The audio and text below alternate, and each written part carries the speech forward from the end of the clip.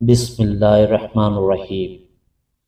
عجم کے ایک عیسائی بادشاہ نے عقیدت ظاہر کرنے کے خیال سے اپنے ملک کے ایک نامور طبیب کو رسول اکرم صلی اللہ علیہ وآلہ وسلم کی خدمت اقدس میں اس خیال سے بھیجا کہ وہ مدینہ طیبہ میں رہ کر بیمار مسلمانوں کا علاج معالجہ کرے۔ اس طبیب کو مدینہ طیبہ میں رہنے کی اجازت مل گئی اور وہ دوا خانہ کھول کر وہاں رہنے لگا۔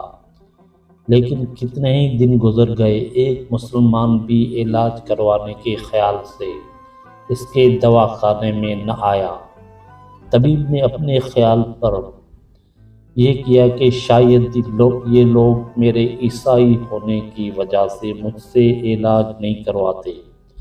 چنانچہ وہ رسول اکرم صلی اللہ علیہ وآلہ وسلم کی خدمت میں حاضر ہوا اور اس بات کی شکایت کی کہ مسلمان مجھ سے نفرت کرتے ہیں اور اسی وجہ سے علاج نہیں کرواتے۔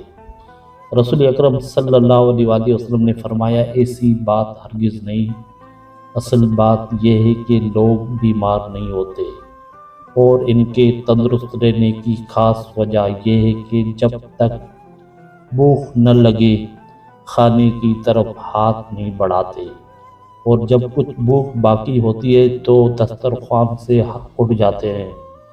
رسول اکرم صلی اللہ علیہ وآلہ وسلم کا یہ ارشاد مبارک سن کر طبیب مطمئن ہو گیا۔ اس کی سمجھ میں یہ بات آ گئی کہ مدینہ طیبہ کے مسلمان علاج کی غرض سے اس کے دوا خانے میں کیوں نہیں آتے۔ اگر گفتگو کرنے اور کھانے میں اعتدال کا دامن ہاتھ میں رہے تو اس سے انسان خود بھی تندرست و توانا رہتا ہے اور اس کی جان بھی محفوظ رہتی ہے۔ ہم ہمیشہ بے پرواہی کی سبب ہی کسی مصیبت وبال میں مبتلا ہے۔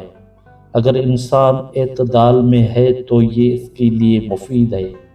شیخ سعدی نے اس حکایت میں باعزت اور تندرست رہنے کا اچھا طریقہ بتایا ہے۔